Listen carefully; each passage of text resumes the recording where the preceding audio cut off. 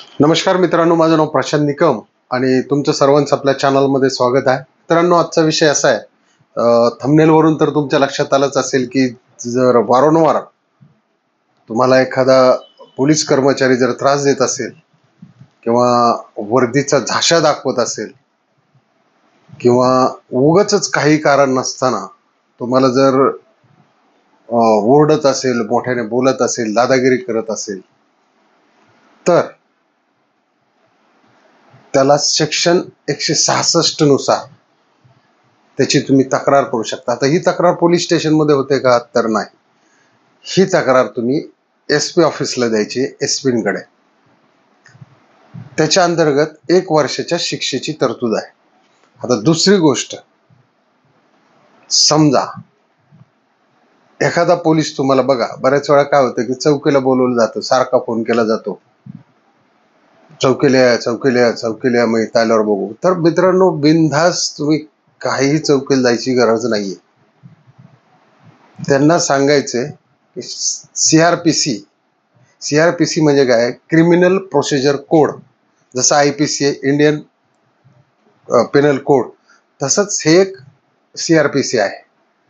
तर CRPC 160 नुसार त्यांना सांगायचे की मला नोटीस पाठवा तुम्ही, त्यावेळेस मी पोलीस चौकीला येईल. आता तसं जर न करता, त्याने नोटीस न करता जर तुम्हाला तिथे घेऊन गेलाच किंवा बोलवलंच, तर तिथे तुम्हाला, आता समजा तुम्ही जर लांबून येत असाल, आता समजा तुम्ही पुण्याला असाल आणि तुम्हाला यायचंय समजा फलटणवरून यायचं किंवा बारामतीवरून यायचंय, तर त्याचा यायचा जायचा खर्च, आणि तुम्ही जर कुठे कामाला असेल, समजा प्रायव्हेटमध्ये असाल, खाजगीमध्ये असाल, किंवा 1000-2000 रुपये रोज असेल, तर तेवढे तुम्हाला त्या पोलिसांनी देणं गरजेचं आहे.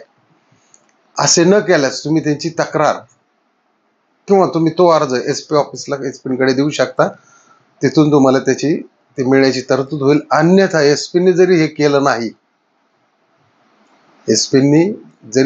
नाही, तर CRPC 357 यानुसार तुम्ही कोर्टातून ती भरपाई मागू शकता. कोर्ट तुम्हाला ती भरपाई देण्याची व्यवस्था करते. आता दुसरी एक गोष्ट आणखी, समजा एखादा पोलीस तुम्हाला शिव्या देत असेल किंवा तुम्हाला घेऊन गेल्यानंतर, आता चौकीला बऱ्याच वेळा काय होतं, त्यांना एकतर मारण्याचा राईट्स नसतो, बिलकुल मारण्याचा राईट्स नसतो. पण तसं होतं का मित्रांनो?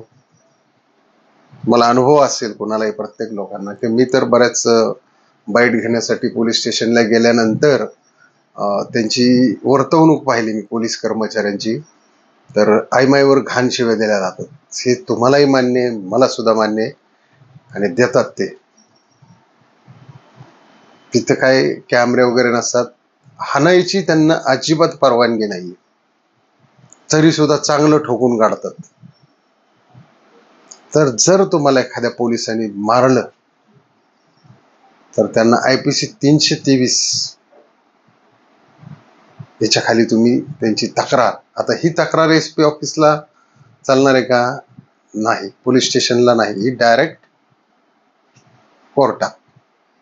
दुसरी गोष्ट, शिवाय देत असेल, म्हणजे अर्वाच्य शिवाय देत असेल, घाण शिवाय देत असेल, उद्धट बोलत असेल, लज्जास्पद बोलत असेल, तर त्याला सुद्धा IPC 294 आणि 504 या 2 कलमांतर्गत 1 वर्ष 2 वर्षाची शिक्षा आणि दंड दोन्ही बी त्याच्यामध्ये आहे, प्रलोभन केलेलं आहे त्याच्यामध्ये, की हे जे आपलं संविधान आहे त्याच्यामध्ये लिहिलेलं आहे की तुम्हाला ते शिव्या देऊच शकत नाही. पण आज आपण मार्केटमध्ये बघतो किंवा तुम्ही बघितलं असेल, पोलिसांची भाषाशैली कशी असते. काही जर छोटा मोठा जरी गुन्हा असला किंवा नसला, म्हणजे ते बघत नाहीत आरोपी हा आहे का नाही, काय नाही, गुन्हा केलाय का नाही, पण शिव्याचा पट्टा मात्र, आणि त्याच्यात जर एखादा ड्रिंक वगैरे करून जर असेल थोडीफार, तर मग त्याची तर चांगलीच काढली जाते. फटके आणि शिव्या दोन्ही संगतीच पडतात. आता तिसरी गोष्ट बघा, तुम्ही बरेच पोलीस कर्मचारी असतात नाही का, आपले कांद्याचे टेम्पो असतील, टमाट्याचे टेम्पो असतील, त्यांना हकलतात, त्यांच्याकडून वर्दीचा धाक दाखवून पैसे घ्यायचे बघतात, हे चल, हे दे, पोलीसवाल्यांना पैसे मागतो का, असं बऱ्याच ठिकाणी होतं मित्रांनो. हे सगळीकडेच होत नाही असं होत नाही, पण त्याच्या अंतर्गत सुद्धा एक ऍक्ट आहे, पोलीस ऍक्ट 29 म्हणून, आणि CRPC 200 नुसार तुम्ही ही दाद कोर्टात मागू शकता. कारण ह्या काय कंप्लेंट पोलीस स्टेशनला घेत आहे आणि त्यांच्या फेवरमध्ये असल्यानंतर ते काही घेतही नाही, काही होणारही नाही त्याच्यावरती कारवाई. तर ही CRPC 200 नुसार तुम्हाला उद्धट शिव्या दिल्या, काही हाणमार केली, काय फुकट उकर नेण्याचा प्रयत्न केला, तुम्हाला बळच काहीतरी दादागिरी करत असेल किंवा आपल्या ज्या पोलीस आहे म्हणून मी हे ते, तर याच्यावरती CRPC 200 नुसार तुम्ही कारवाई करू शकता. तुम्हाला त्याच्यामध्ये न्याय मिळतो. त्याच्यामध्ये सुद्धा त्यांना शिक्षा होते. 1-2 वर्षाची शिक्षा होते त्याच्यामध्ये. आता दुसरी गोष्ट, तुम्हाला हे जर करायचं नसेल तर तुम्ही बघा, प्रत्येक ठिकाणी पोर्टलवरती CM विंडो आहे, म्हणजे चीफ मिनिस्टर विंडो. तुम्ही तिथे जाऊन सुद्धा तक्रार करू शकता, की तुम्ही ऑनलाईन लिहू शकता की मला असा यांच्यामुळे त्रास आहे. तर त्याच्यावरती तुम्हाला मोबाईलवरती मेसेज येतो आणि कारवाई सुद्धा होते. दुसरी गोष्ट, आता हरियाणामध्ये तर प्रत्येक जिल्ह्यांमध्ये CM विंडो आहे, त्याच्यानंतर PM विंडो आहे. महाराष्ट्रातही तुम्ही याचा वापर करू शकता. त्यानंतर आपली PM विंडो पण आहे, म्हणजे तुम्ही डायरेक्ट ही कंप्लेंट डायरेक्ट पंतप्रधानांपर्यंत ऑनलाईन पोहोचू शकता आणि त्याच्यावर मित्रांनो कारवाई होते. आणि तुम्ही त्याचा फॉलोअप पण ठेवू शकता की मी अशी अशी कंप्लेंट केली होती, त्याचं कुठपर्यंत काय आलेलं आहे. म्हणजे एवढ्या सुविधा शासनाने आपल्याला दिलेल्या आहेत, तरी सुद्धा आपले पोलीस व्यवस्थित वर्तणूक करत नाही का? तर याच्यामध्ये काय आहे की समाजाला हे माहिती नाहीये, समाजाच्या पासून अलिप्त आहे आणि लोक काय म्हणतात, नको यांच्या नादी लागायला, दिल्या 2 शिव्या जाऊ द्या, आपलं चुकलं असं म्हणून पुढं चालतात. पण एक लक्षात घ्या, मग ह्यांना सवय लागते मित्रांनो, म्हणजे वेगळीच सवय लागून जाते यांना. तर वेळीच जर तुम्ही जर त्यांना सांगितलं की बाबा पोलीस सेक्टर 29 नुसार मी कारवाई करेल, नाही तर CM विंडो मध्ये तुझी तक्रार टाकेल किंवा PM विंडो मध्ये टाकेल, त्याच्यानंतर त्यांना वचक बसतो की लक्षात येतं त्यांच्या की पुढच्याला काहीतरी कायदा माहिती आहे. बऱ्याच ठिकाणी अशा याच्यामध्ये पोलिसांच्या नोकऱ्या सुद्धा गेलेल्या आहेत, जे लोक फुकटच दादागिरी करतात, काहीही लोकांचा दोष नसतो. आणि बऱ्याच वेळा चौकीला तुम्हाला असे अनुभव आले असतील की तिथे ज्या माणसाचं ज्या एरियात काम नाही, तो सुद्धा तिथे दादागिरी उद्धटपणा करून तुम्हाला असं टॉर्चर होईल, असं होईल. तर त्यावेळेस मित्रांनो तुम्ही गप्प बसायचं नाहीये. त्यावेळेस कोर्टाने तुम्हाला, सुप्रीम कोर्टाने, हे आपण काय आपल्या मनाने नाही ठरवत, सुप्रीम कोर्टाने तुमच्यासाठी हा न्याय दिलेला आहे. तुम्ही ह्या ह्या याच्यामध्ये जे CRPC जे आहेत 2-3, आता मी तुम्हाला सांगितले 294 असेल, 504 असेल, 323 असेल, म्हणजे हाणमार असेल, शिवेगाळा असेल, हे आहे, किंवा CRPC 200, या सगळ्यांनुसार तुम्ही जर त्यांना एवढेच जरी 4 कलम सांगितले तरी त्यांच्या लक्षात येईल की बाबा हा माणूस कारवाई करायच्या मार्गे आहे आणि याच्यात आपली नोकरी सुद्धा जाऊ शकते. गेलेल्या आहेत, लोकांच्या नोकऱ्या याच्यामध्ये गेलेल्या आहेत. कारण मुळात पोलीस या शब्दाचा अर्थ काय होतो? P, public officer. आता बघा, पब्लिक ऑफिसर म्हणजे ह्याला नेमलाय पब्लिक साठी, पब्लिक ऑफिसर फॉर